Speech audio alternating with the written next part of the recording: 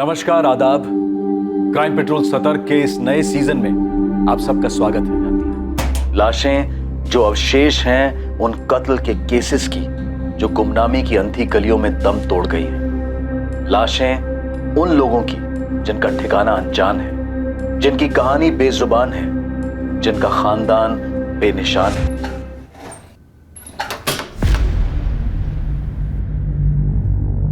$1.5 लाख है नीलेश, गिन ले। अरे मैं क्या गिने सेठ, आप बोल रहे 1.5 तो 1.5 होंगे।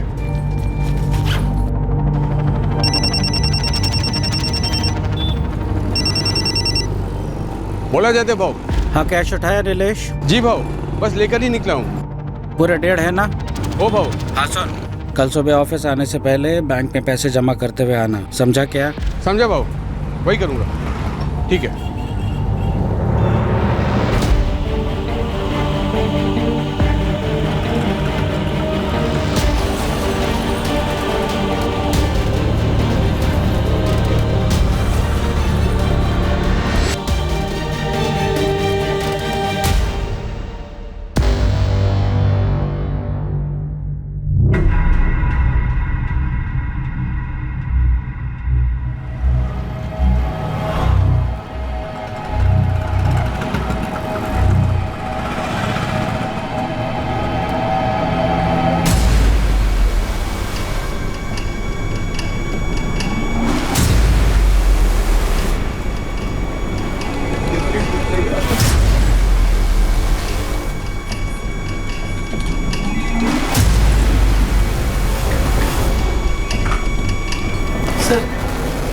फिर आगे तो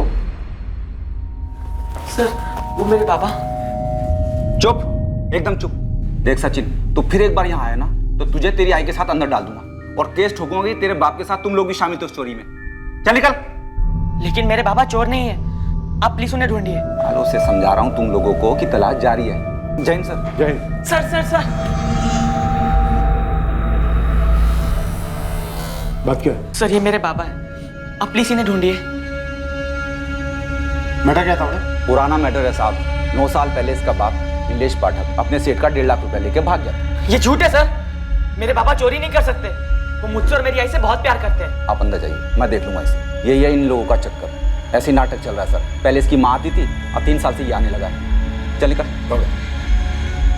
देखो क्या हो सकता है। देख लड़के, कान खोल के सुन ले। तेरे आई और तू माने या नहीं माने, लेकिन ये सच नहीं बदलेगा कि तेरा बाप चोर है। नहीं साहब। अभी तक अच्छे से बोलते आया हूँ, पर और नहीं। समझ ले सचिन, ये लास्ट वार्निंग दे रहा हूँ।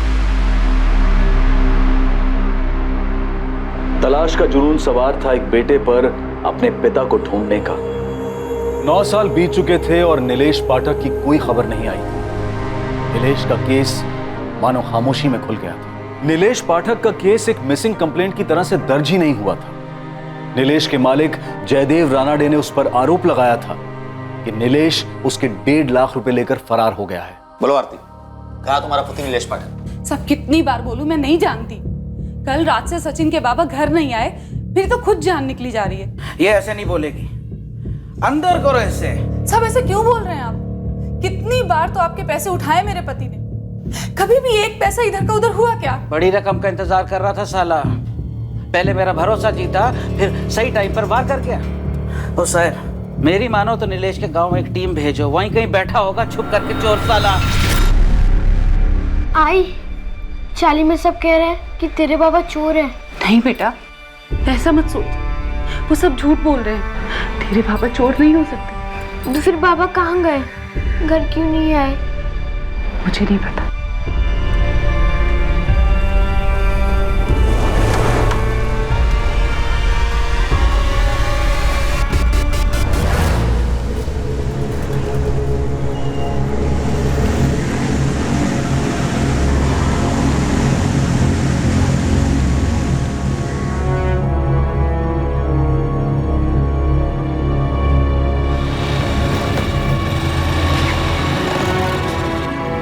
गोविंद भाऊ, बन गई है आपकी बाइक, अब ठीक से चलेगी।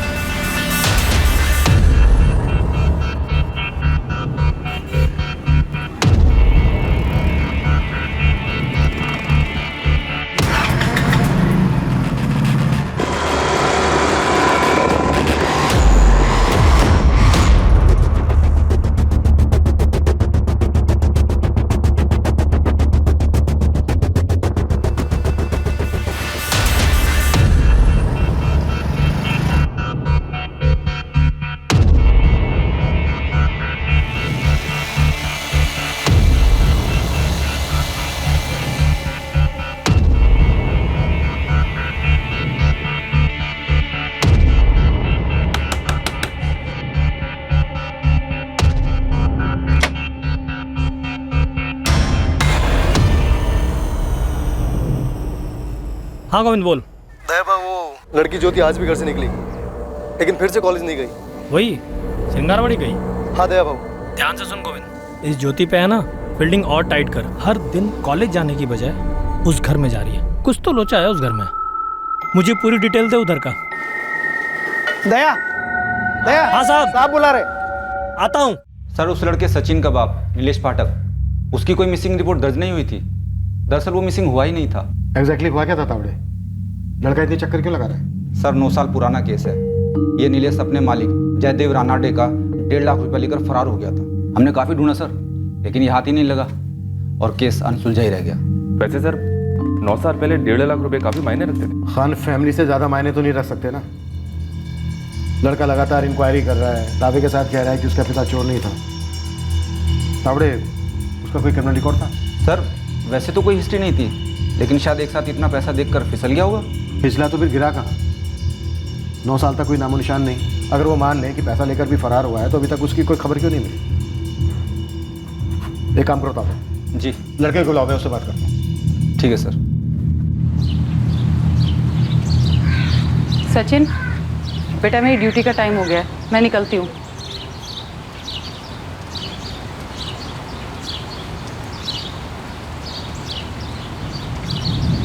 तू फिर थाने गया था?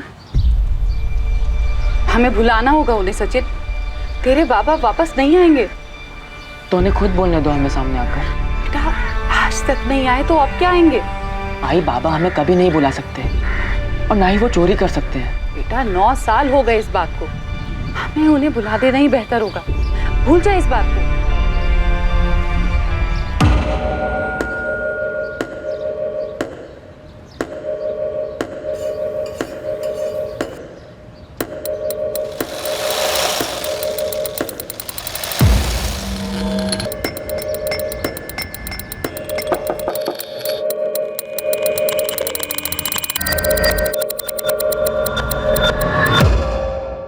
ये 131/23 किसका है? इतने दिन से यहाँ मक्खी की तरह भिनभिना रहा है, अभी तक पता नहीं कर पाया। कई लोगों से पूछा, सब लोग बोलते हैं मत पूछ। तो मुझसे क्यों पूछ रहा है? बताइए ना, किसका घर है वो और है क्या उस घर में? माया। माया? माया जाल की माया? माया मैडम की माया। मैडम का नाम माया है। भाव वो 3-4 लड़कियों को देखा उस घर में जाते हुए, कॉलेज की लड़कियां हैं। ऐसा होता है क्या उस घर में भाव? आंखें दी है ना ऊपर वाले ने, तो देख लड़कियां अंदर हैं और मर्द अंदर बाहर आ रहे हैं जा रहे हैं। माया कोठा चलाती है? धंधा होता है क्या उस घर में? उस घर में जो भी होता हो, मैं मेरे घर के अलावा कुछ नहीं सोचता। तू भी मत सोच। उस माया औरत से दूर रह, सुखी रहेगा। उसके रास्ते में आया ना तो तू तेरे घर का रास्ता भूल जाएगा। कुछ भी कर सकती है। कुछ भी कर सकती है से क्या मतलब है भाव? सुना है जादू टोना जानती है, उसके पास कुछ अलग सी ताकतें हैं।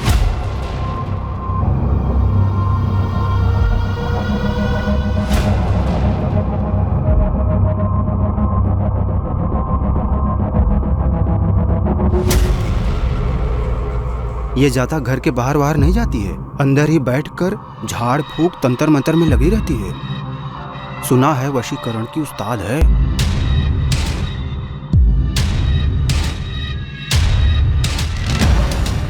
और उसी घर में लड़कियों से धंधा भी करवाती है? अब सब तो यही बोलते हैं।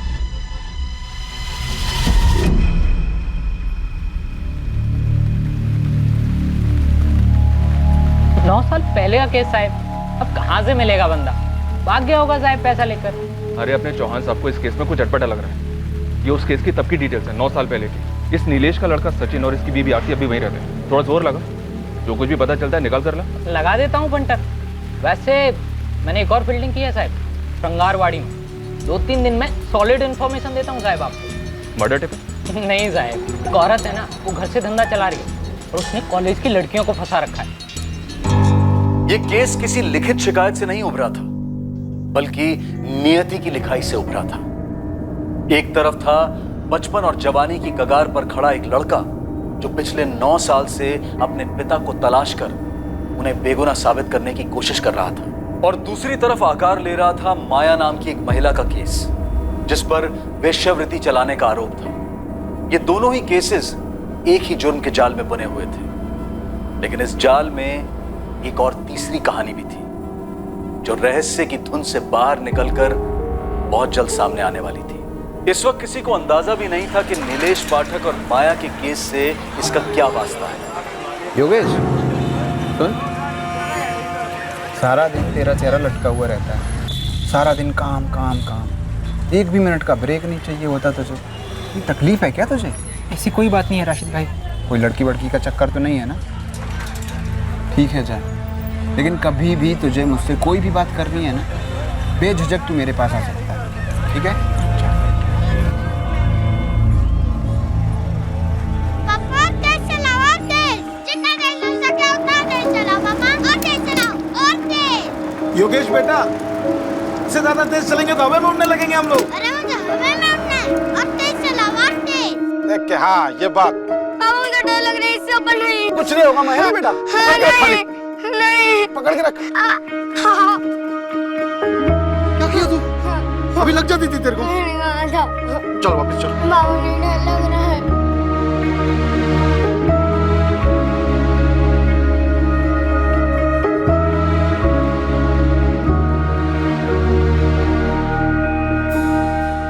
देखो योगेश, जो बातें मैं दूसरे लोगों को बताता हूं उनमें सिर्फ उम्मीद होती है और कोई जादुई चीज नहीं होती। फिर भी लोग तो आते हैं ना आपके पास। लोग उम्मीद लेकर आते हैं मेरे पास। मैं जो भी उनके लिए कर सकता हूं मैं करता हूं, लेकिन तुम्हारे केस में मैं सच में तुम्हें कोई मदद नहीं कर सकता। मैंने कभी तुम्हें झूठा दिलासा नहीं दिया है, आज भी नहीं दूंगा। मगर आप जानकार हैं, कुछ तो बताइए कि मैं उन्हें ढूंढ पाऊंगा या नहीं। ढूंढा उसे जाता है जो खो गया। तेरे बाबा खो नहीं गए, तेरे बाबा तुझे छोड़कर चले गए थे। यही कहा था ना तूने मुझसे? माँ, माँ, माँ, जगदीश भाई कह रहे पापा कभी नहीं लौटेंगे। सच बोल रहा है तेरा भाई। कहाँ गए पापा? हम सबसे दूर, हम सबको अकेला छोड़ के। क्यों गए हमें छोड़ के? उन्हें कोई और मिल गई है, उनके साथ चले गए। कोई और कौन? ये सब जान के हमारी तकलीफें कम नहीं हो जाएगी। नहीं, बाबा हमें छोड़ के कभी नहीं जा सकते, और बिना बताए तो कभी नहीं। मैं सब नहीं मानता। क्या वो कभी वापस आएंगे, कभी मिलेंगे? अगर वो चाहे तो। योगेश, अब तुम्हें आगे बढ़ना है, पीछे देखकर कोई फायदा नहीं है। मेरी बात मान ले, बाबा को ढूंढना बंद कर दे।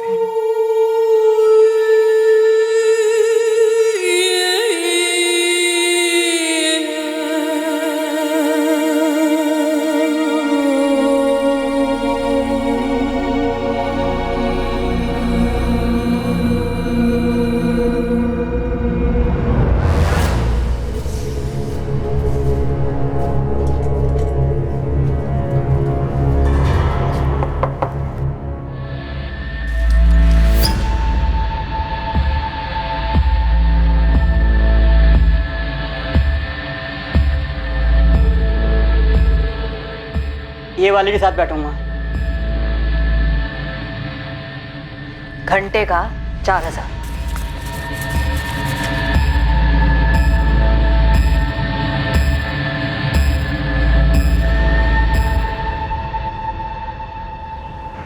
भाई खबर 100% सही है। इस वक्त 3 लड़के आए अंदर, और ये माया मैडम ही कोटा चला रही है।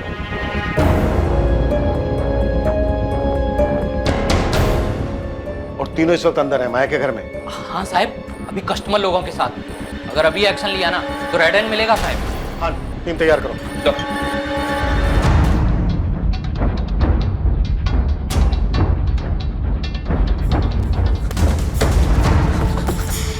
सर, मैं वो सचिन पाठक, वो तावड़े साहब ने बुलाया था। बाद में कभी आना, अभी जल्दी में हूँ। चलो।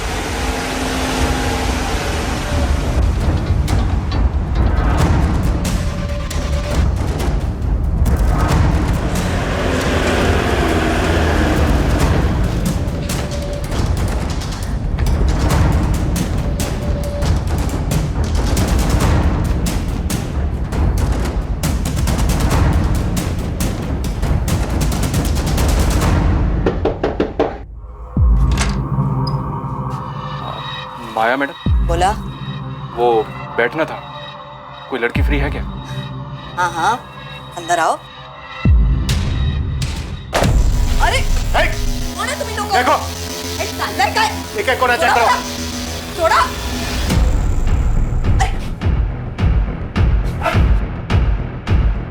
कौन हो? कौन तुम लोग? पुलिस।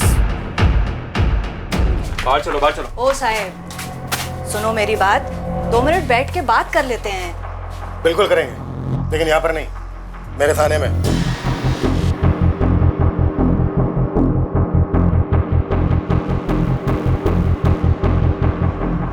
अरे साहब, इधर कुछ गलत नहीं हो रहा है। वो तीनों लड़कियां बालिग है और अपनी मर्जी से इधर बैठती है। गरीब घरों से है साहब। इन तीनों लड़कियों की डिटेल्स हैं हमारे पास। अब तुम ये बोलो कि ये धंधा अकेला चला रही थी या फिर तुम्हारा कोई जोड़ीदार भी है? ये कोई जोड़ीदार नहीं है, मैं अकेली ये धंधा संभालती है। तीनों लड़कियों का सहारा है मैं। साहब, थोड़ा सोच के।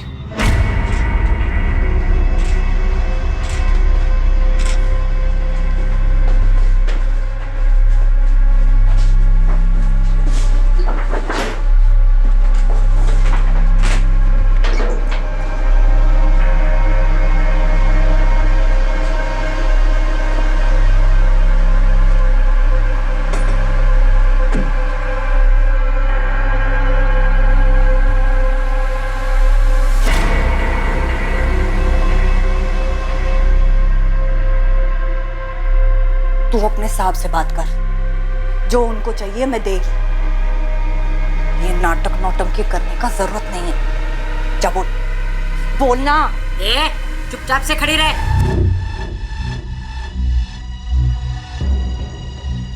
नाबालिग लड़कियों को अंदर छिपा के रखा होगा। ना। ओ माया मैडम, बंद कमरे की चाबी दो। क्यों? उस कमरे में पूजा पाठ का सामान है और कुछ नहीं उधर। हमें खुद देखना है कैसी पूजा पाठ करती हो। चाबी दो। एक बेसहारा औरत का निजी कमरा खुलवा रहे हैं आप? गरीब बेसहारा औरत। नाटक बंद कर। मैं सच बोल रही है साहब, कुछ नहीं है उस कमरे में। चाबी।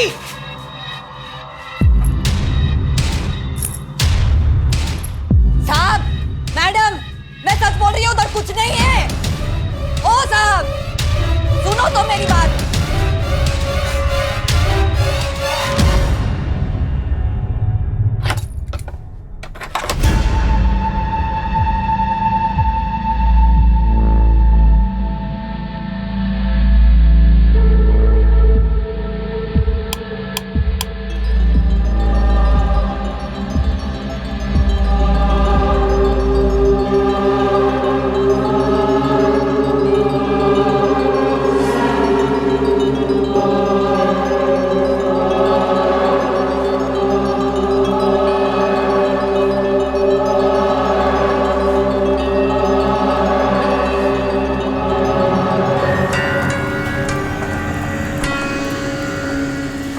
मैंने वहां चेक किया, कुछ भी नहीं है।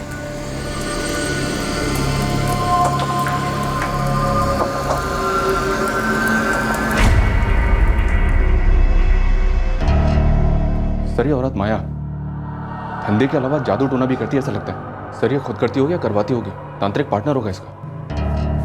पता नहीं क्यों मुझे ऐसा लग रहा है कि दीवारों के पीछे जरूर कुछ है। हो सकता है सर, ये माया धंधे के साथ साथ काला जादू भी कर रही है और पता नहीं क्या क्या काली करतूत छुपा रखी होगी। ये धक्का काय को देती? बैठ रही है ना।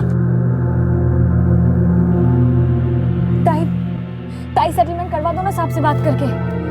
कहीं हमारे घर वालों तक तो ये बात नहीं पहुंचेगी ना। तुम लोग फिक्र मत करो, मैं है ना, कुछ नहीं होगा तुम लोगों को। बहुत देखे पुलिस वाले, कई आए और कई गए। ये भी आएगा लाइन पे।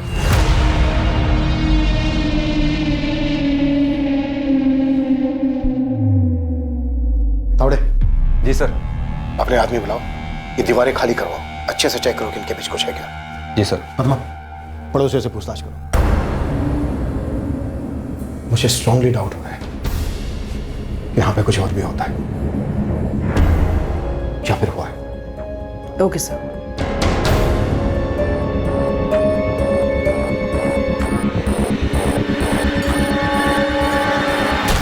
एक उड़ती हुई खबर एक रेड में तब्दील हुई। एक कोठे का पर्दाफाश हुआ तो नजर में आया एक बंद रखा गया कमरा जो सामने से एक पूजा घर लग रहा था। लेकिन पुलिस को एक आभास हुआ कि इस कमरे में कोई राज छिपा हुआ है। इस रेड की बदौलत रोशनी में आया माया के घर का यह कमरा आगे जाकर एक बड़ा खुलासा करने वाला था, एक चौंका देने वाला बड़ा खुलासा।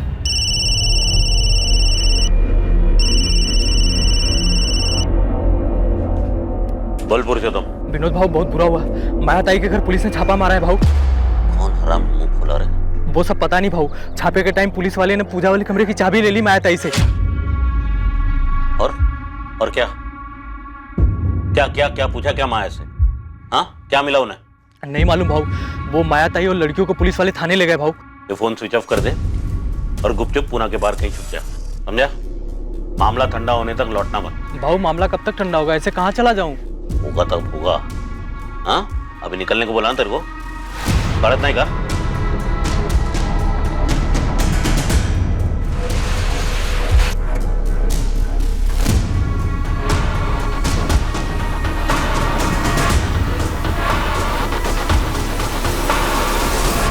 अरे मैं क्या, पूरी शिंगरवाड़ी जानती है क्या होता है उस माया के घर में। तो ये कौन सी नई बात है? सालों से चलता आया है। और सालों से श्रृंगारवाड़ी के लोगों ने कुछ नहीं किया, एक पुलिस कंप्लेन तक नहीं की। बहुत डेंजर है वो औरत। पता नहीं कैसी कैसी चीजों में सुई हुई घुसाती है, नींबू मिर्ची फेंकती है।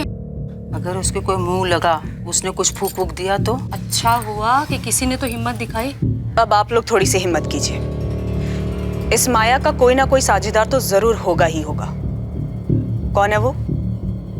उसके घर में एक आदमी आता है, विनोद भाऊ।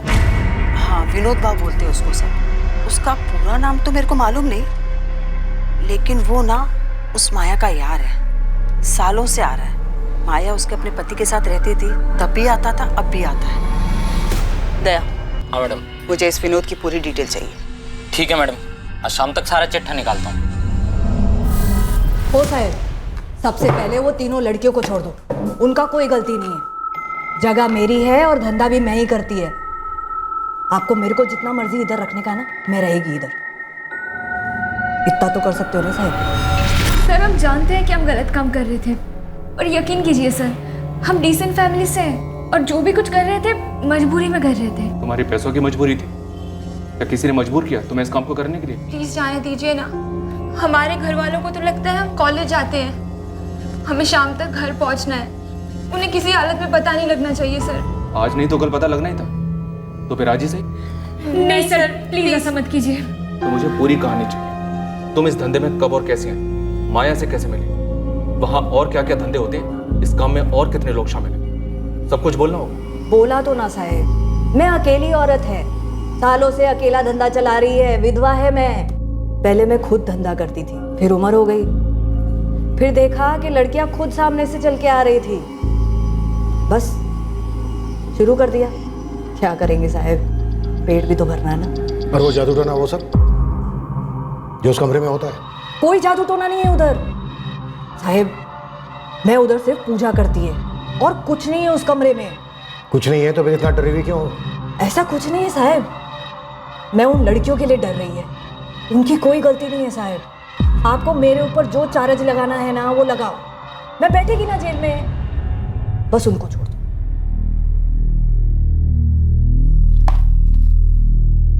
किसका नंबर है ये? पुरुषोत्तम का।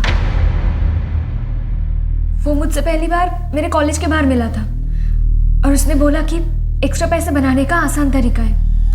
हाँ, और मुझे भी ताई के पास वही लाया था। ताई मैंने पूरी डिटेल में समझा दिया है, सब एग्री भी हैं और बालिग भी हैं। हर ग्राहक का 1500 रुपया मिलेगा।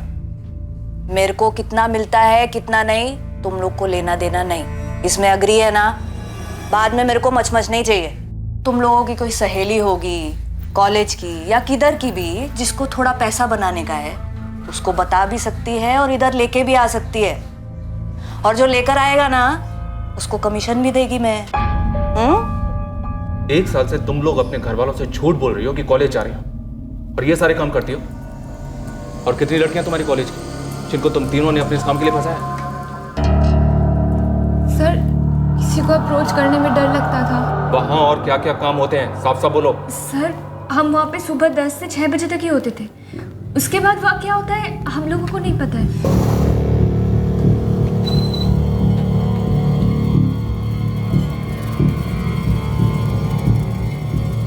ये बगल वाली दुकान विनोद भाव की है? जी विनोद जोशी जी का ही है। कहाँ है ये विनोद जोशी? वो थोड़ी देर पहले तो थे, फिर एकदम से दुकान बंद करके चले गए थे। घर कहाँ है इसका?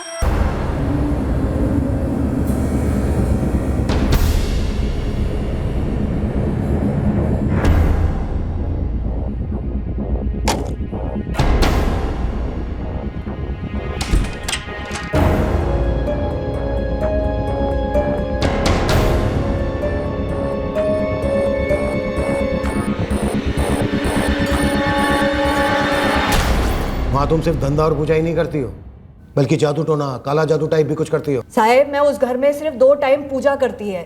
वो कब से गुनाह होने लग गया है बताइए? उस घर से हमें टोने टोटके का सामान, सुइयां, नींबू, मिर्च। अरे साहेब वो तो सब एक तांत्रिक आया था कई सालों पहले, वो छोड़ के गया था। मैं तो उस सब चीजों को छूती तक नहीं है।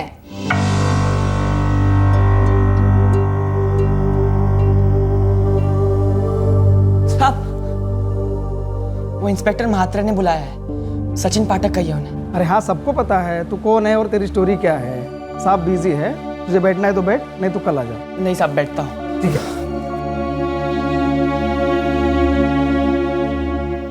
कभी नहीं, माया ने तुम्हारे सामने वो कमरा कभी नहीं खोला? नहीं सर वो कमरा तो हमेशा बंद रहता है। ये तुम्हारी मैडम माया कोई जादू टोना या झाड़ फूक वगैरह करती है क्या? क्या सर हम तो ये सब पहली बार सुन रहे हैं। हाँ मतलब ताई बड़ी धार्मिक टाइप की लगती है, टाइम टू टाइम जाप भी करती है और प्रार्थना भी करती है। ताई चाय बनाई थी आपके लिए। ठीक है उधर रख लो।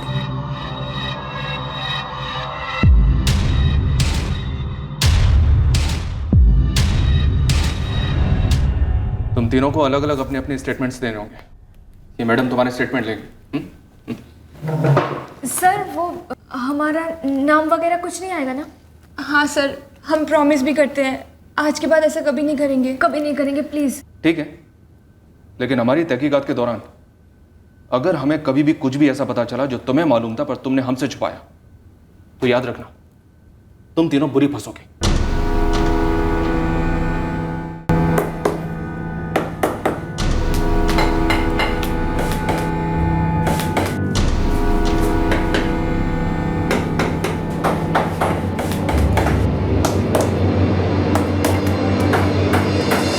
बकवास कर रहे हैं मैडम? पुलिस वाली क्या हुई? कुछ भी अनाप शनाप बोलेंगे? मेरे पति का दूर दूर से वास्ता नहीं है इन सबसे। तो फिर कहाँ छुपा है आपका पति? फोन क्यों स्विच ऑफ है विनोद जोशी का? मेरा पति एकदम इज्जतदार आदमी है मैडम, 20 सालों से सही तरीके से अपना काम कर रहा है। काम से गया होगा कहीं और फोन किसी कारण बंद रखा होगा। ये 2 और 2 मिला के बहुत बड़ी गलती कर रही है आप। महिमा जी हमने ऐसी मन घड़न नाम नहीं निकाला आपके पति विनोद जोशी का और धमक पड़े हैं आप एक काम कीजिए, श्रृंगारवाड़ी में आप अपने पति की फोटो घुमाइए एक बार माया के घर के पास और पूछिए औरत से, आदमी से, जिस मर्जी से पूछिए कि आदमी है कौन। फिर देखिए कितने इज्जत से नाम लेते हैं वहां के लोग आपके पति विनोद जोशी का। साहब वो मैं सचिन पाठक, वो महात्रे साहब ने बुलाया था। वो नीलेश पाठक केस के लिए? यस सर, वो मेरे फादर है जो 7 साल पहले कुछ पैसों के साथ गायब हुआ था। चोरी का केस दर्ज है ना? नहीं सर, वो 9 साल पहले गायब हुए थे। सब कहते हैं उन्होंने चोरी की थी, लेकिन सब झूठ कहते हैं। आप पता लगाइए ना प्लीज। हाँ हमने हमारी टीम को काम पे लगा दिया, सर्च कर रही है। कुछ भी हाथ लगेगा तो मैं बताएंगे। तावड़े साहब यहाँ तो कुछ नहीं है और लगता नहीं कि दीवार के पीछे कुछ हो। साहब को लगता है यहाँ कुछ गड़बड़ है, इस धंधे के पीछे कुछ और भी है।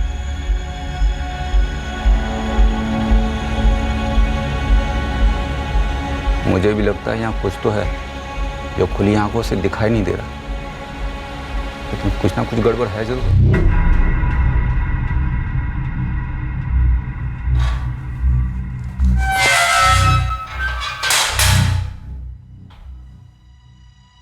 कुछ भी नहीं मिला तावड़े? सर वैसे तो कुछ नहीं, लेकिन यहाँ कुछ ठीक नहीं लग रहा है। यहाँ हवा में कुछ तो है सर। आप ही की जैसी तगड़ी फीलिंग मुझे भी आ रही है। ये धंधा, ये पूजा पाठ, सर इस सब के पीछे कुछ और चक्कर है। घर सील कर दो, एक एक ईंट तराशेंगे, इस माया को भी तोड़ेंगे।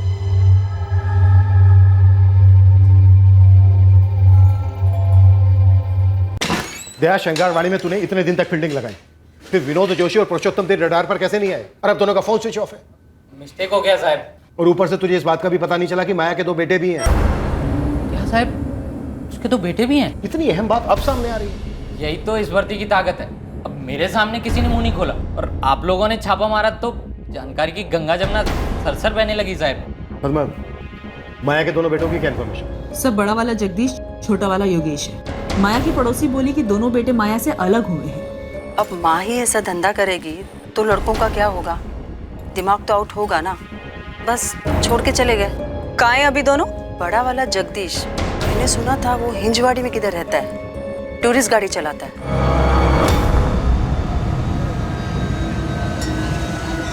छोटा वाला मैकेनिक है योगेश, पता नहीं कहाँ चला गया। 3 साल हो गए उन्हें गए हुए, जगदीश और योगेश को, लेकिन दोबारा कभी इधर देखा नहीं। फिर ये माया का पति कब मरा? मरा कहाँ? सब बोलते कि सालों पहले उसे छोड़ के चला गया था। 1 मिनट पर, माया के पड़ोसी ने तुम्हें क्या बताया कि माया का पति उसे छोड़कर चला गया था? यस सर, मेरी 2 औरतों से बात हुई जो माया के घर के बगल में ही रहती हैं। लेकिन माया ने मुझसे बोला कि वो विधवा है। सालों से अकेला धंधा चला रही है, विधवा है मैं। हाँ, उसने साफ साफ बोला था कि वो विधवा है, अकेली औरत है। अब ये पकड़ी गई सर, इसमें कुछ तो झोल है। पक्का ही हमसे झूठ बोल रही है। माँ, जगदीश भाई कह रहे पापा कभी नहीं लौटेंगे। सच बोल रहा है तेरा भाई। कहाँ गए पापा? हम सबसे दूर, हम सबको अकेला छोड़े। क्यों गए हमें छोड़ के? ये सब जान के तेरे बाबा वापस नहीं आ जाने वाले, बस हमारी तकलीफें बढ़ेंगी। तो मैडम माया, तूने हमसे बोला था कि तू अकेली कोठा चलाती है? हाँ। तो ये विनोद जोशी और पुरुषोत्तम क्या करते हैं? तेरे साथ पूजा पाठ करते हैं, जादू टोना? कहाँ हैं दोनों?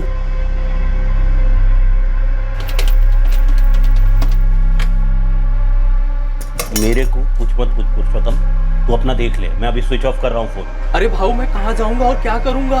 अबे 3-4 महीना ना कहीं पर भी पड़ा रहे, बाद में लौटा ना सब ठंडा हो जाए तब। धंधा वाला मामला होता तो ठंडा भी हो जाता। पुलिस तो पूजा वाले कमरे के पीछे हाथ धोकर पड़ी है, पता नहीं उन्हें क्या दिख गया वहाँ पे। ये कुछ नहीं दिखेगा उन्हें, कुछ नहीं मिलेगा, समझा ना? तू बस, तू और मैं ना उनके हाथ नहीं लगने चाहिए। 4-5 महीना गुलो जा किधर, चुप जा, तब तक माया संभाल लेगी। तूने हमसे कहा था कि तू विधवा है, अकेली, यही कहा था ना? हाँ। क्या हाँ? अकेली है और विधवा है। तो ये बता, तेरे दोनों बेटे का है, योगेश और जगदीश? मेरे को नहीं मालूम। ए जगह रुकने वाला, जगह तू सच में मेरे को छोड़ के जा रहा है? आई, मैं यहाँ और नहीं रह सकता। तू ही तो मेरा सहारा है। आज तक जो कुछ भी मैंने किया तेरे को और योगेश को पालने के लिए किया। मैं मुंह नहीं खोलूंगा आई, बस, लेकिन अब और नहीं।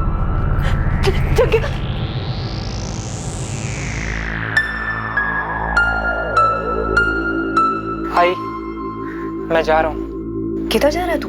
घर छोड़ के जा रहा हूँ, मुझे अपना रास्ता खुद ढूंढना है।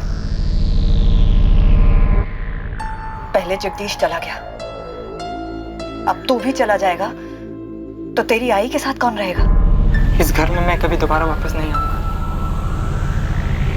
खून पसीना एक किया दोनों के लिए, लाज शर्म सब कुछ भुलाया, सब कुछ।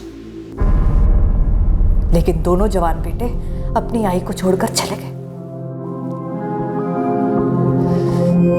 इतने सालों में एक बार फोन करके भी नहीं पूछा। मेरे को नहीं मालूम वो लोग किधर है। तेरा पति प्रशांत भाटे कहाँ है अभी? तूने तो हमसे कहा था कि तू विधवा है, लेकिन पता है क्या, हमें पता चला वो मरा नहीं, तुझे छोड़ के गया।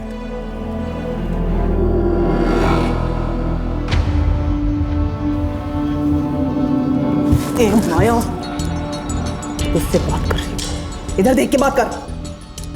तूने हमसे कहा तू विधवा है, झूठ। तूने हमसे कहा कि तू वो कोठा अकेले चलाती है, ये भी झूठ।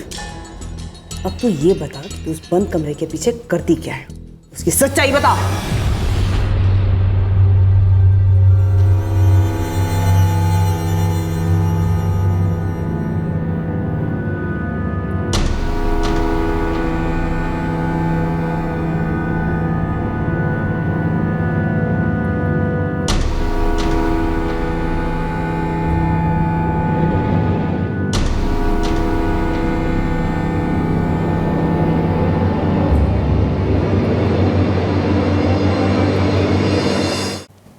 मैं मानती है कि मेरा पति प्रशांत भाटे मेरे को छोड़ के गया।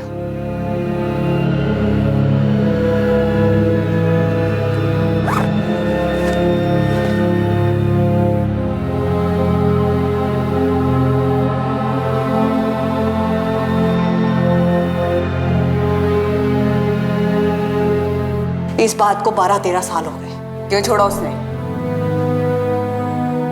वही दूसरी औरत। उसके बाद से उसकी कोई खबर नहीं, मैंने भी नहीं ली। योगेश भाटे,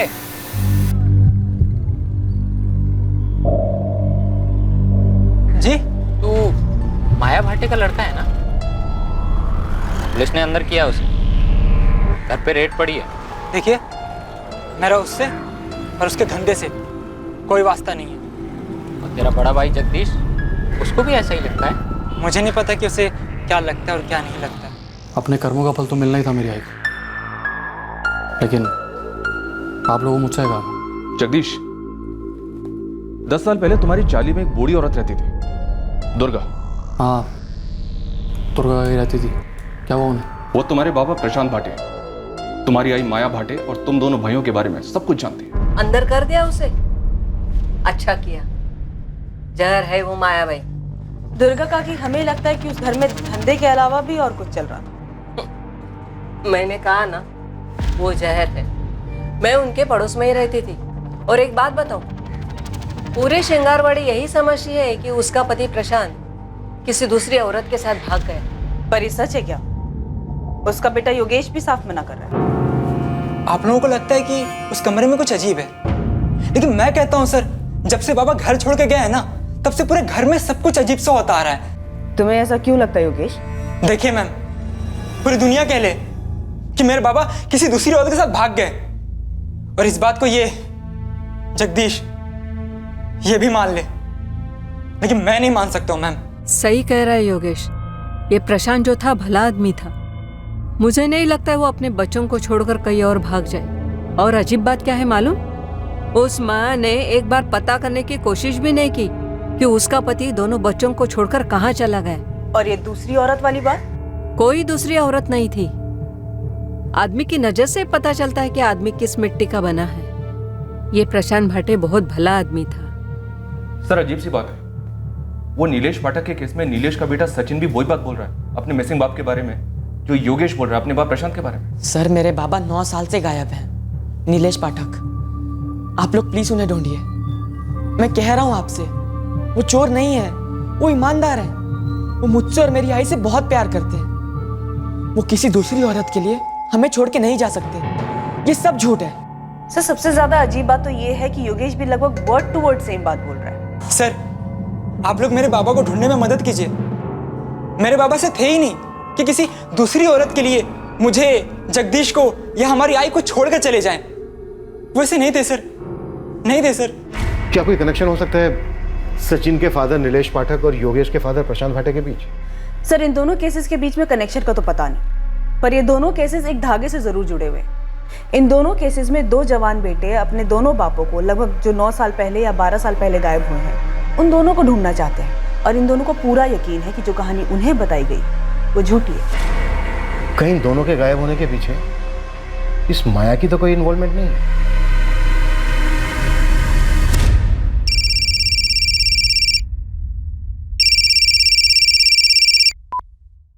हेलो। अगर मेरा मेरा नाम नहीं आया तो मैं एक काम की बात बता सकता हूँ। तू कौन बोल रहा है? पुरुषोत्तम। ओ पुरुषोत्तम, चल बोल अब, तेरी माया ताई के घर में क्या हो रहा था और उस कमरे का सच क्या है? आप लोग बेकार में उस कमरे के पीछे पड़े हो, वहाँ कुछ नहीं मिलेगा, लेकिन मैं एक मर्डर के बारे में बता सकता हूँ। मर्डर? किसका मर्डर? किसने किया? मेरा कोई हाथ नहीं है, मैं पहले ही बोल रहा हूँ, और ये जानकारी मैं सिर्फ तब दूंगा जब तुम मुझसे वादा करो। इस केस में मेरा नाम नहीं आना चाहिए। अबे पुलिस का खबरी हूँ, कोई कोर्ट का जज नहीं। और देख, मैं तेरे को वादा सादा नहीं कर सकता, लेकिन एक बात बोल सकता कि अगर सरकारी गवाह बनेगा और पुलिस की मदद करेगा तो तेरी सजा कम हो जाएगी, वरना देख बम्बू तेरा पक्का है। ज्यादा मत सोच, क्योंकि इसके सिवा तेरे पास कोई चारा नहीं है। अब जल्दी से बता दे, किसका मर्डर किसने किया? वो क्यों चले गए? वो हमें ऐसे छोड़कर नहीं जा सकते। अगर छोड़कर गए भी हों तो ऐसे बिना कुछ बताए क्यों गए? एक ठोस अंदेशा था, संदेह था कि माया भाटे के घर में प्रोस्टिट्यूशन के अलावा कोई अमानवीय गतिविधि भी चल रही थी। अब पुलिस को खबर मिली थी कि माया का एक कत्ल से भी संबंध है, और खबर देने वाला था उसका अपना दाहिना हाथ, उसका दलाल पुरुषोत्तम, जो कि मांग कर रहा था कि उसे इस केस से बाहर रखा जाए। क्या था यह मर्डर केस और कौन था पीड़ित? पर मर्डर किसका हुआ? पुरुषोत्तम को गारंटी चाहिए तो उसका इस केस में नाम नहीं आएगा। उसने बोला है कि वापस फोन करेगा। वैसे मैंने मेरे बंदे लगा रखे हैं उसकी तलाश में। सर, इस माया के दोनों बेटे योगेश और जगदीश हमारे पास हैं। सर हो सकता है इन दोनों बेटों को कुछ पता, पर हमसे छुपा रहे हो। जगदीश दादा, आपने कैसे मान लिया कि बाबा हमें ऐसे ही छोड़ के चले गए? मुझे तो बचपन में भी यकीन नहीं था, और अब भी नहीं है। तू 9 साल का था और मैं 14 साल का, तो बचपन से तेरा था यार। तुझे लगता है बाबा ने मुझे कुछ अलग सिखाया इसलिए मुझे यकीन हो गया? जितना तुझे पता है उतना मुझे पता है। जब उतना ही पता तो कैसे यकीन कर लिया कि बाबा हमें छोड़ के चले गए? जो आई ने बोला मैंने मान लिया, बस। मुझे इस केस के बारे में और भी जानकारी चाहिए। किसका मर्डर हुआ था, कब मर्डर हुआ था? पुरुषोत्तम अगर ये बोल रहा है कि उस पूजा वाले रूम में कुछ नहीं है, मतलब ज़रूर उस रूम में कुछ ना कुछ है। ये हमारा ध्यान भटकाया जा रहा है। मुझे स्ट्रांगली लग रहा है उस पूजा वाले रूम और इस मर्डर के बीच कोई ना कोई कनेक्शन जरूर है। सर, माया उस कमरे को हमेशा बंद रखती थी। कहीं ऐसा तो नहीं कि उस कमरे के अंदर कोई डेड बॉडी दफन हो?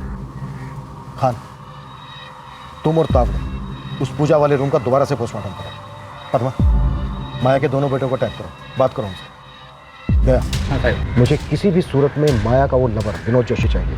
और पुरुषोत्तम को बोल कि हम उसे सरकारी का गवाह बना लेंगे, तो चार्ज भी नहीं लगाएंगे उससे। लेकिन शर्त यही है, उस मर्डर की मुझे पूरी जानकारी चाहिए। चल, साहब ने बुलाया है। सुन, मेरा ये लॉकअप में दम घुटता है, तो मैडम के लिए एसी लगवा दे। एक पैकेट अगरबत्ती का बंदोबस्त कर दे। रे शानी, ना तो एक होटल का कमरा है और ना मैं रूम सर्विस वाली हूँ। चल चुपचाप। माया ऐसा भी क्या दफन है उस कमरे के अंदर जिसकी वजह से तुम इतना डरी हुई हो?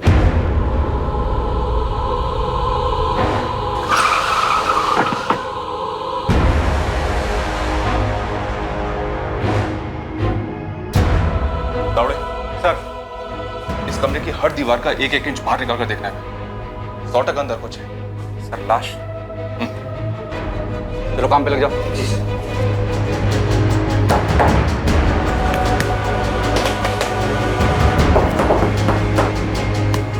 किसकी लाश है उस कमरे में? साहब मैं बोली ना आपको, मैं उधर से पूजा करती है। पूजा पूजा भक्ति से की जाती है माया,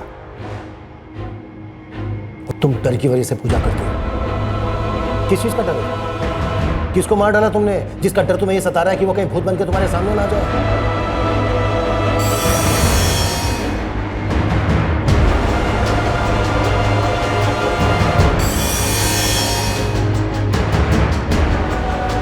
साहब उधर कोई लाश नहीं है।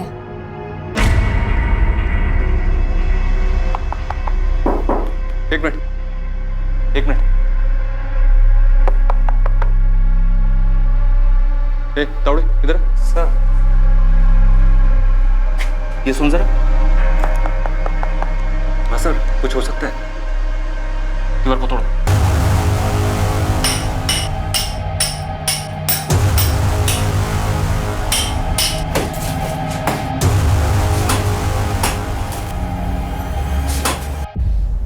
भागा नहीं है मैडम, बस थोड़ा परेशान है। ठीक है, लेकिन है कहाँ पर? फोन नहीं उठा रहा है, गैराज भी नहीं जा रहा है, घर पर भी नहीं है। क्यों?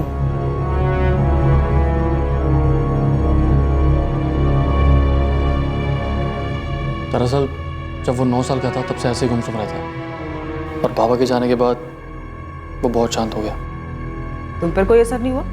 हुआ मैडम, लेकिन हर कोई अलग होता है। सचिन पाठक को जानते हो तुम? नहीं, कौन है? तुम्हारे छोटे भाई योगेश जैसा ही है, गुमसुम, परेशान। और अजीब बात पता है क्या है? उसके बाबा भी कई सालों पहले ऐसे ही गायब हुए थे। नीलेश पाठक नाम है। ये नाम कभी सुना है? नहीं मैडम, ये नाम कभी नहीं सुना। सचिन पाठक या नीलेश पाठक, इत्तेफाक भी तो हो सकता है ना मैडम। कितने लोग यूं ही गायब हो जाते हैं इस दुनिया में। ये बात भी है। अच्छा जगदीश, एक बात बताओ, तुम्हारी माँ माया ने किसका मर्डर किया था? ये क्या बोल रही हैं आप? 3 साल पहले तुमने घर छोड़ा, ऐसा तुम्हारी माँ माया ने बताया। हाँ तो? उसके बाद तुम्हारे छोटे भाई योगेश ने घर छोड़ा। जी, लेकिन क्या? तुम दोनों भाई जानते थे ना उस घर में कुछ चल रहा है? मैडम, हमें तो बस आई के वही धंधे से दिक्कत थी, उसके अलावा हमें कुछ नहीं पता। वैसे जब बाबा हमारे साथ थे तब भी ये सब करती थी।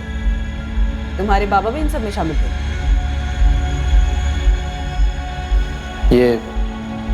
ये आदमी विनोद जोशी, ये पता नहीं आई की जिंदगी में कहां से आ गया, लेकिन जब से आया ना मैडम, पैसा बरसने लगा। जगदीश, वो आई। सुन रहे बाड़ा?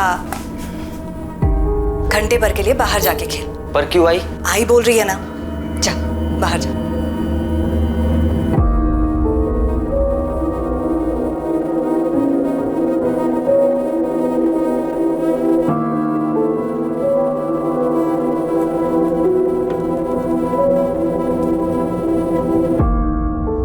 अरे जगह वो ठीक है, आइसक्रीम खा। हाँ, चॉकलेट वाला। बाबा कारपेंटर का काम करते थे। दोपहर में आई के पास अलग अलग लोग आते थे।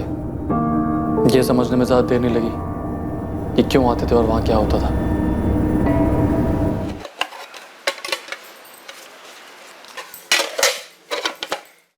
ये ले जगदीश, योगेश को भी लेके जाना, जो मन करे वो खरीदना। ठीक है।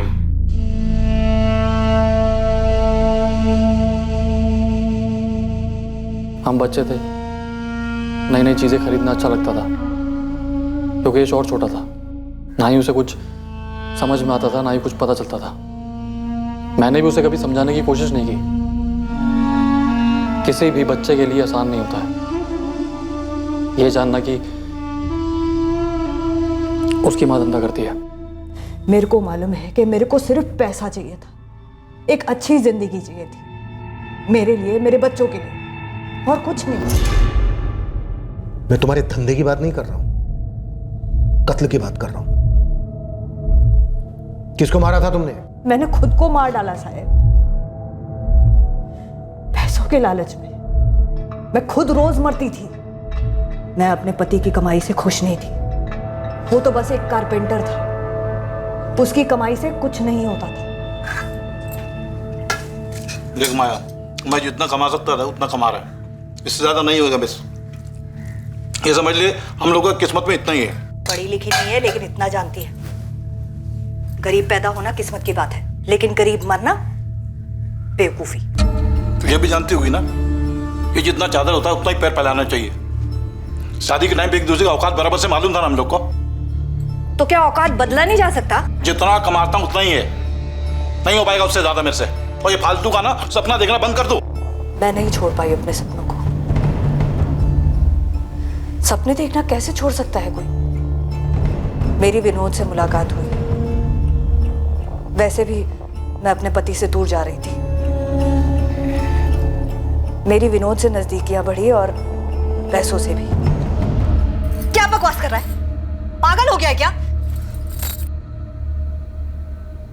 क्या रे, इतना क्या फड़फड़ा रही है तू? हाँ, ये देख, ठंडे दिमाग से सोच।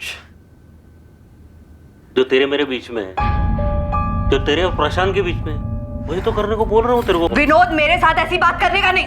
निकल इधर से। ओ बाबा, जाता हूँ मैं, लेकिन ना तू खुद चल के सामने से मेरे को ये बोलेगी, और वो भी लव कर।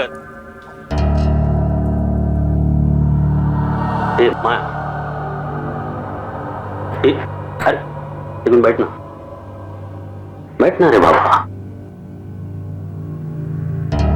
देख, जितना सोचने में बुरा गंदा लगता है ना, वैसा बिल्कुल भी नहीं है। देख, तू दोपहर को अकेले रहते, मैं कैसा आता है, मेरे साथ कोई और आएगा। देख, करना तुझे वही है जो हम करते हैं, लेकिन सोच, तगड़े पैसे मिलेंगे, तगड़े। तेरी जिंदगी ना ऐसे फटकन बदल जाएगी। हाँ,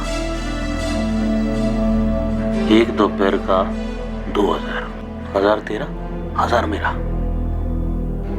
चल मेरे को बोल, ये तेरा प्रशांत महीने का कितना कमाता है? 6000, 7000? अरे उतना तू एक हफ्ते में कमाएगी।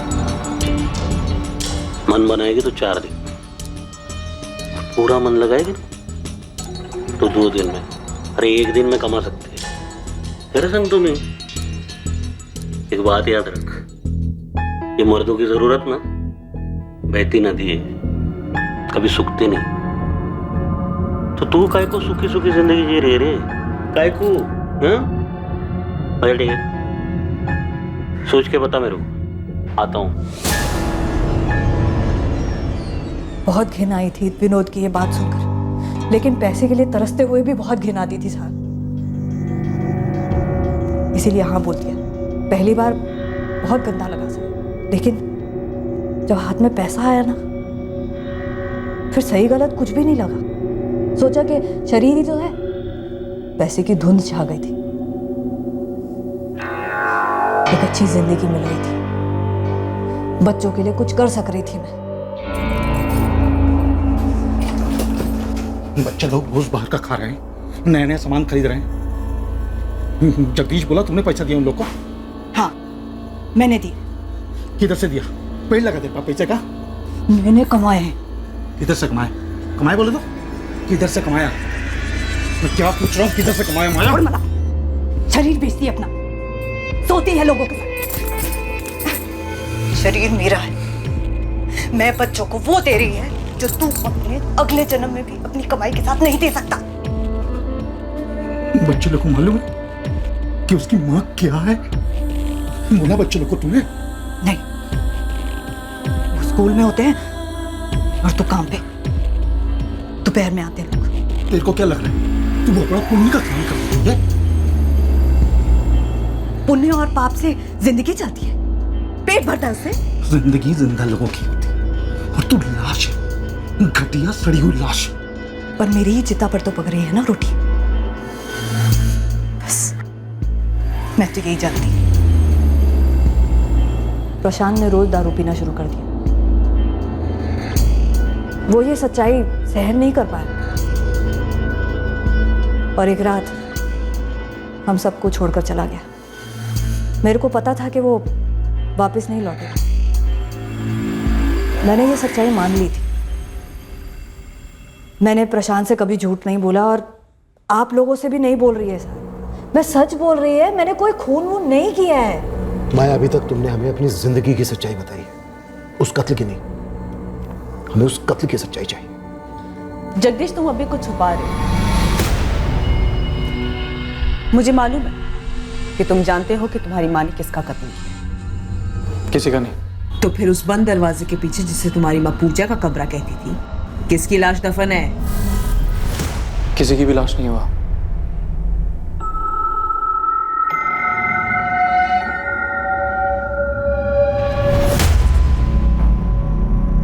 सर, यहाँ तो कुछ दिख नहीं रहा।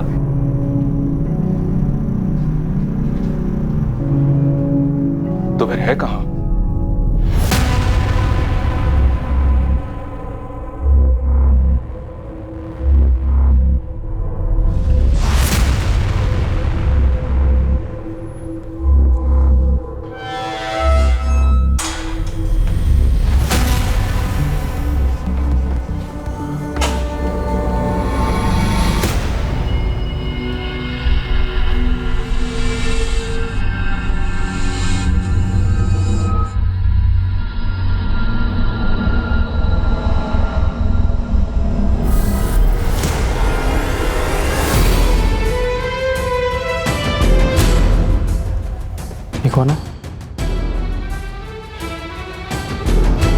ये मेरे बाबा हैं।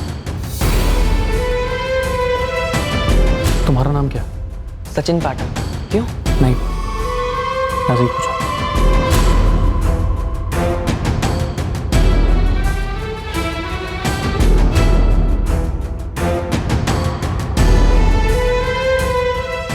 सचिन पाठक को जानते हो तुम? नहीं, कौन है? उसके बाबा भी कई सालों पहले ऐसे ही गायब हुए थे। नीलेश पाठक नाम है। ये नाम कभी सुना है? मेरे बाबा हैं। जब दिल अपराध बोध में डूबा होता है तब घृणा अपने कुकर्मों से नहीं बल्कि खुद से होती है। माया के घर में कुछ छुपा जरूर था जो पुलिस के हाथ नहीं लगा था, लेकिन वहां जो था उसके बारे में कई लोग जानते थे और अच्छी तरह से जानते थे। एक अजीब इत्तेफाक कहिए, एक एक्सीडेंट कहिए या नियति का लिखा कहिए, जो भी कहिए, पर इस आम से दिखने वाले एक अवैध कोठे पर हुई इस साधारण सी रेड की वजह से कई असाधारण सच्चाइयां उभरने वाली थीं जो कि सालों से खामोशी के कफन में दफन थी।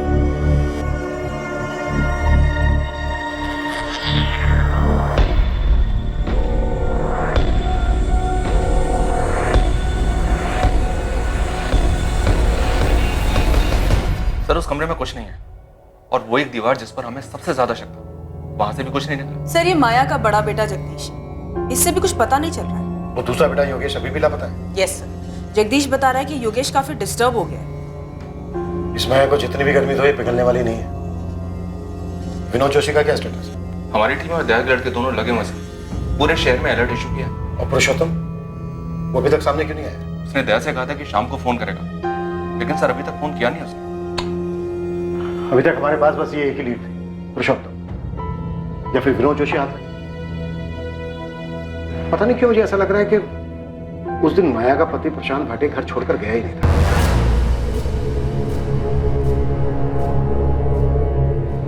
12 साल हो गए, 12 साल से लेकर आज तक उसकी कोई खबर नहीं है।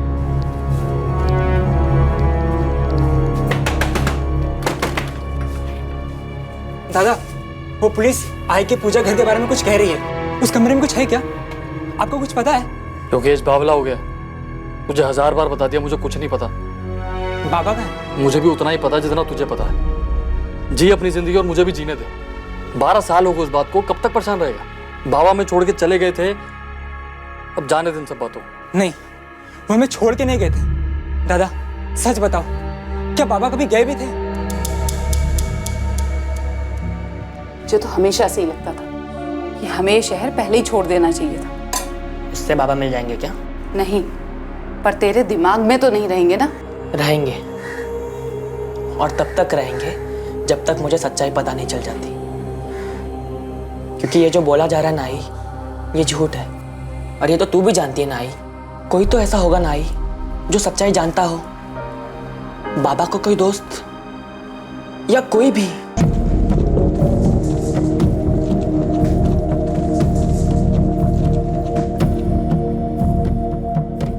योगेश बाबा हमें खुद छोड़ के चले गए थे, वो है कहीं? ये सब तेरे दिमाग का वहम है। कोई वहम नहीं है, मुझे अब पक्का यकीन है कि आई ने ना बाबा को मार डाला। और उस कमरे में ना जरूर कुछ है। उस कमरे में कुछ नहीं है। तू एक काम कर, उस कमरे में ढूंढ, पूरे घर में ढूंढ, पूरी दुनिया में ढूंढ, लेकिन दोबारा मेरे पास दुखड़ा लेकर मत आइयो। वैसे जिंदगी खराब है, तू जा यार।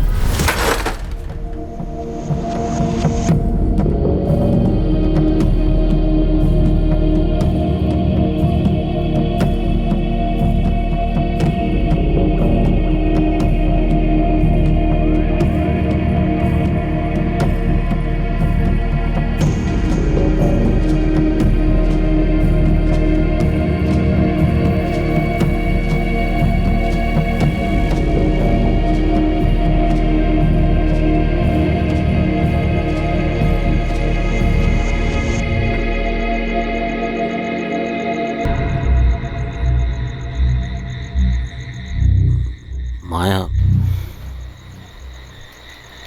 तेरे को डर नहीं लगता?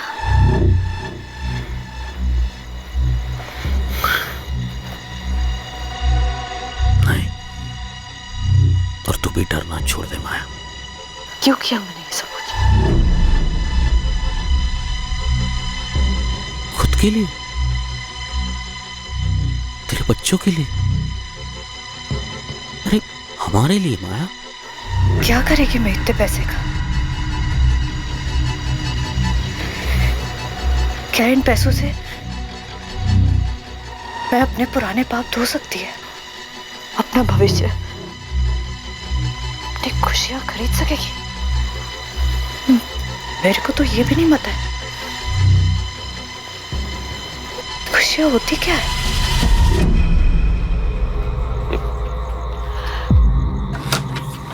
माया,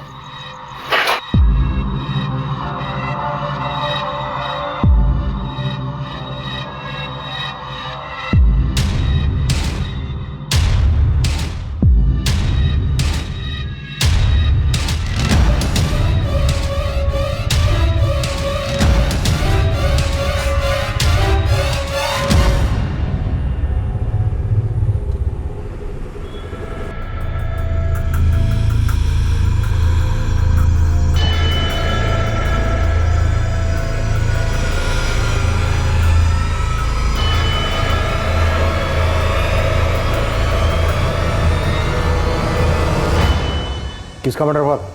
मुझे नहीं पता साहब, मैं तो उसका थोबड़ा भी नहीं देखा था साहब। मैंने सिर्फ उसकी लाश ठिकाने लगाने में मदद की थी साहब। कब की बात है ये?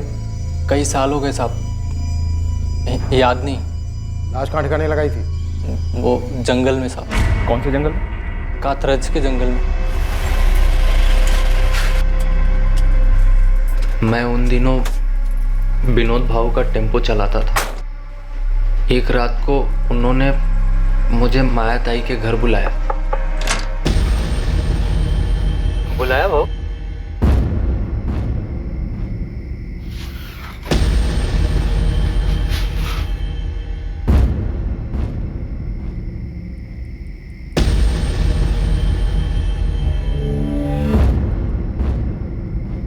ये कौन?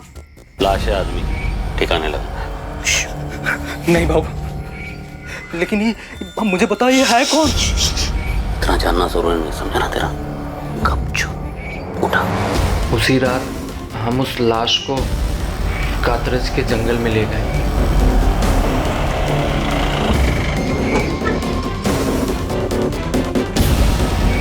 मुझे बस इतना ही मालूम है साहब, बाकी सारी बातें वो दोनों जानते हैं, विनोद भाऊ और माया ताई। मर्डर किसका हुआ है अगर यही नहीं पता चला तो तेरी टिप खोटी है ना, कोई मतलब नहीं है उसका। जगदीश जानता है साहब। क्या जानता है जगदीश? वो जानता है मर्डर हुआ था, तो ये भी जानता होगा किसका हुआ था। लेकिन भाऊ मुझे पता ही है ये है कौन, ये सब कैसे हुआ? बहुत पूछने लगा बे तू, हाँ? इतना जानना जरूरी नहीं, समझा ना तेरा? गपचूप उठा। जगदीश वही था, उसने शायद खून होते हुए देखा हो साहब। और तेरा ये विनोद भाव कहाँ मिलेगा सर? पूर्वी लॉज। हो सकता है पुरुषोत्तम झूठ बोल रहा हूँ, फिर भी एक चांस दे। पूर्वी लॉज से विनोद को उठाओ और कातरज पुलिस से बात करो। मैं जगदीश और माया इनसे दोबारा बात करता हूँ। खान इतना तो पक्का है कि उस घर का कुछ ना कुछ अतीत है। ताला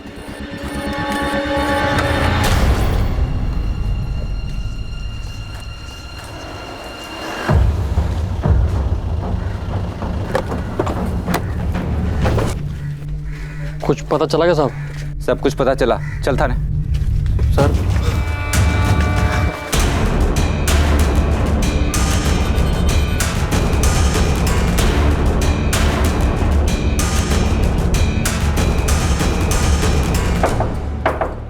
रूम सर्विस।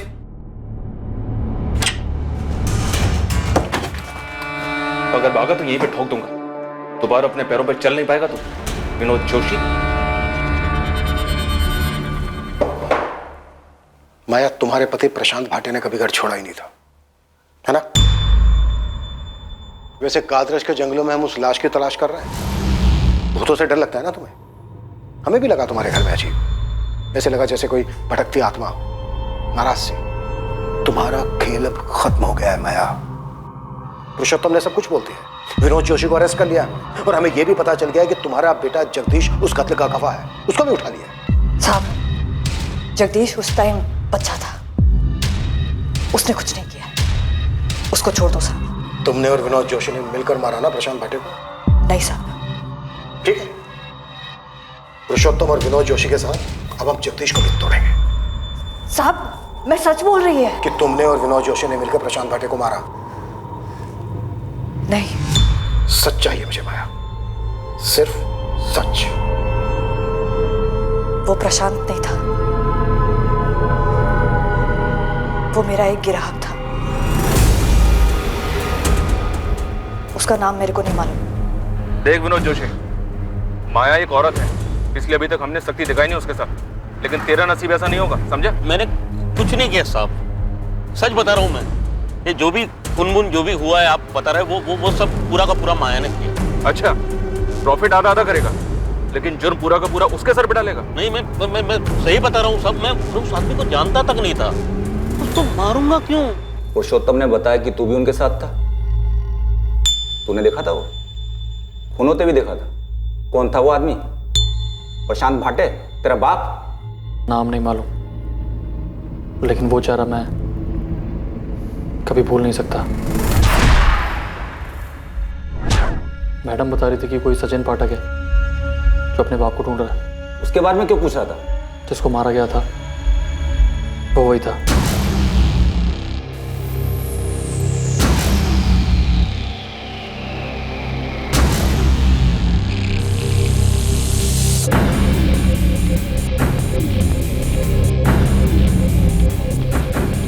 मेरे को लगता है ये मर गया।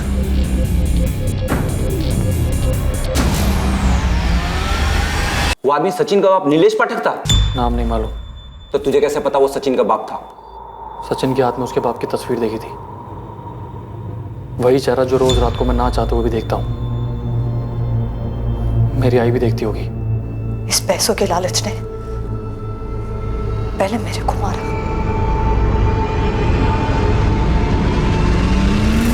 फिर मेरे हाथों उस ग्राहक को मरवाया।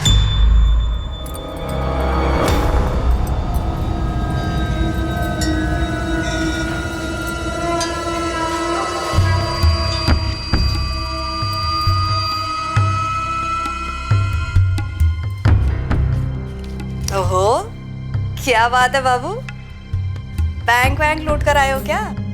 हाँ। अरे तो फिर तो बोनस वोनस बनता है ना, इतने टाइम से लुटा रही है तेरे पे। 5,000 तो निकाल उस बंडल से। 2,000 भी तेरे औकात के हिसाब से बहुत ज्यादा। औकात की बात करता है? औकात? अब तो मैं 5,000 ही लेगी। देख, छोड़। क्या करेगी तू? छोड़। साली क्या साली?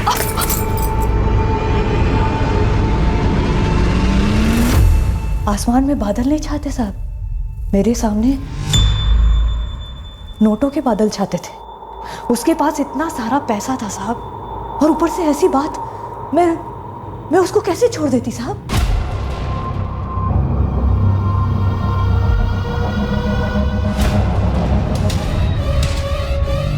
ये क्या बात संभाल अपने को। देख, तुझे तेरी आई की मदद करनी है, समझ लगा है? ये खून साफ करना है, समझ ला ना? आईची मदद करायची। योगेश घर आया उस दिन, उसे कुछ मालूम नहीं था। फिर रात को पुरुषोत्तम आया, वो लोग लाश को जंगल में ले गए। योगेश तब सो रहा था। बहुत पछतावा होता है साहब, धन घिन सब आती है, लेकिन समझ नहीं आता साहब कि वो नोटों को देख के क्या धुन सवार हो जाती है। सर, ये था वो आदमी जिसको इन्होंने मार डाला। नीलेश पाठक है, सचिन का बाबा? हाँ सर, जगदीश को याद था ये चेहरा।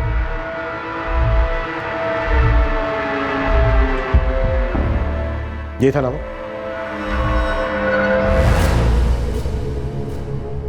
सचिन, तुम्हारे बाबा नीलेश पाठक अब इस दुनिया में नहीं है।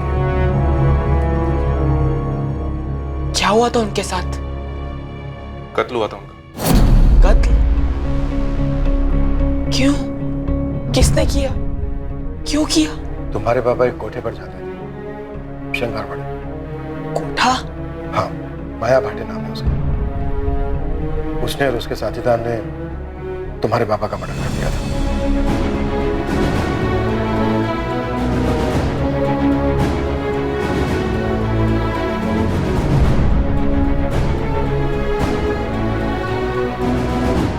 सचिन का पिता नीलेश पाठक 21 जून 2009 को अपने साथ एक 1.5 लाख की कलेक्शन कर अपने घर लौटने से पहले माया के घर गया था।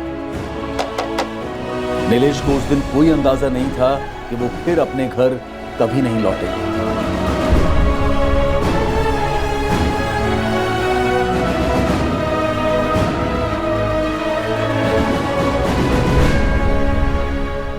जुलाई 2009।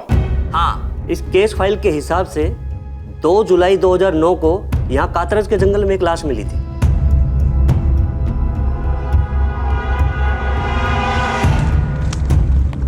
उस लावारिस लाश का अंतिम संस्कार कर दिया गया। इस केस के इन्वेस्टिगेशन ऑफिसर 3 साल पहले रिटायर्ड हुए। इस नीलेश की मिसिंग रिपोर्ट दर्ज नहीं हुई थी, बस इसके खिलाफ पैसे लेकर फरार होने की शिकायत की गई थी।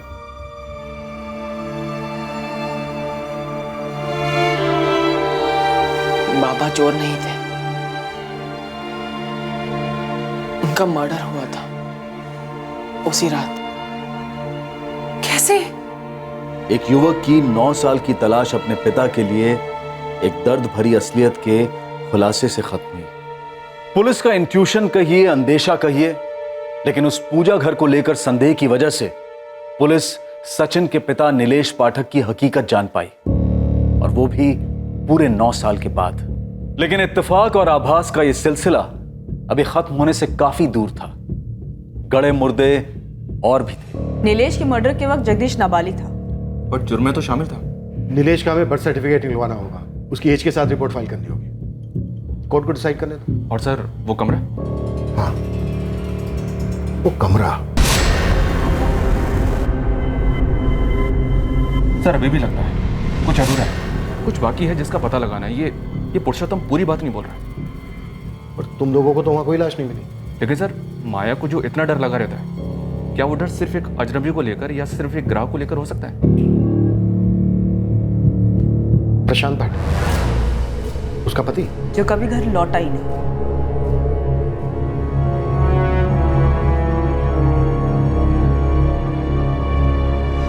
मुझे मेरे भाई जगदीश से मिलना है। तू था कहाँ इतने दिन?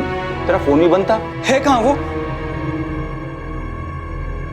आई ने किसी को मार डाला था।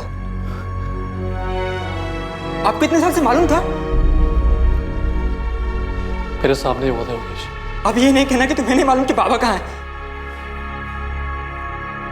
दादा, अरे अब तो सच बोल दो। 12 साल हो गए, 12 साल। दादा, दादा! इत्तेफाक से हुए माया के घर पर उस एक छापे ने कई अधूरी कहानियों की कड़ियां सामने लाकर रख दी थी। वो कड़ियां जो तलवार बनकर 2 युवकों की जिंदगियों पर लटकती रही।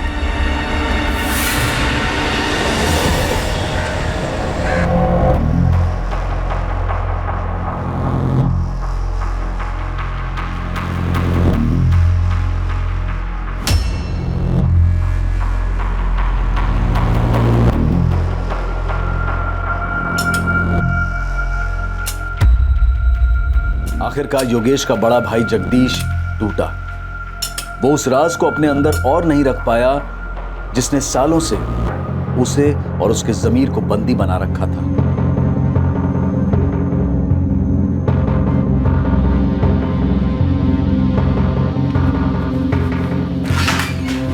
सर, जगदीश भाटे कुछ कहना चाहता है, कुछ और भी बात है। नीलेश पाठक के अलावा मेरी आई ने किसी और का भी कत्ल किया था सर। तुम्हारे पिता का?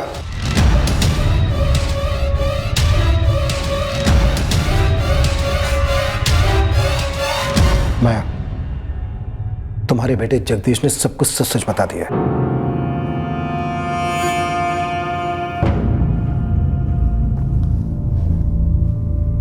अच्छा है साहब। साहब, क्या सच बोलने से, कबूल करने से दर्द कम होता है क्या? हो सकता है, लेकिन जुर्म कम नहीं होता। तो सच यही है साहब कि जगदीश और योगेश का बाप मेरा पति प्रशांत उस रात घर छोड़कर चला गया था। मेरे को नहीं मालूम था कि वो वापस आ जाएगा। तो कौन होती मेरे पूछने वाली? तेरे क्या लगा मैं क्या कभी लौट के नहीं आया क्या? तेरा हाथ भी लोग जो सलाह दिन में आता था अभी रात को भी आने लगा क्या इधर? कभी कदम भी नहीं रखा। जब भी वहां देखती थी तो वो खड़ा दिखता था, घूरता हुआ। मैंने ये सब कुछ क्यों किया, मेरे को इसका जवाब कभी नहीं मिला सर। पहले अपने पति को, फिर उसकी राख को। साहब, उन दोनों की आत्मा से ज्यादा ना मेरे को अपने आप से डर लगता है। क्या मैं किसी और को भी मार देगी क्या? मेरे जीते जी ना ये डर जाने वाला नहीं है साहब, ये मेरे को मालूम पड़ गया।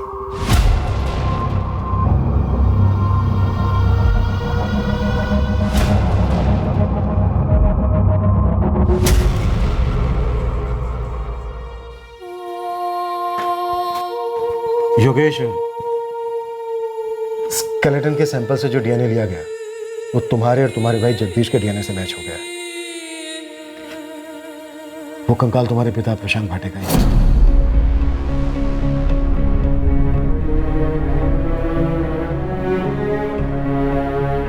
मुझे मालूम था सर, मेरे बाबा मुझे कभी ऐसे छोड़ के नहीं जा सकते थे। जगदीश पर लगे चार्जेस में इस बात का ध्यान रखा गया था कि दोनों मर्डर्स के वक्त वो नाबालिग था। विनोद जोशी और माया भाटे पर आईपीसी की धारा 302 का चार्ज लगाया गया है। 2006 में प्रशांत भाटे के कत्ल के लिए और 2009 में नीलेश पाठक के कत्ल के लिए। साथ ही दोनों पर आईपीसी की धारा 201 भी लागू की गई है, सबूतों को मिटाने के जुर्म।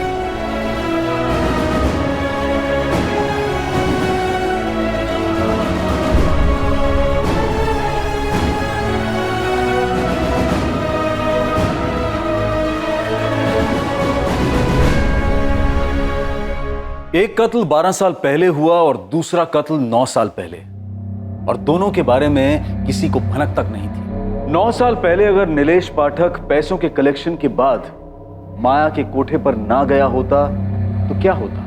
12 साल पहले अगर माया का पति प्रशांत उस रात घर ना लौटा होता तो क्या होता? आने वाला खतरा अदृश्य होता है, लेकिन जब कोई जुर्म के साए में डेरा डाले तो वो खतरे के साए से दूर कैसे रह सकता है भला? माया ने अपने ही हाथों अपने जमीर की सुई तोड़ी थी।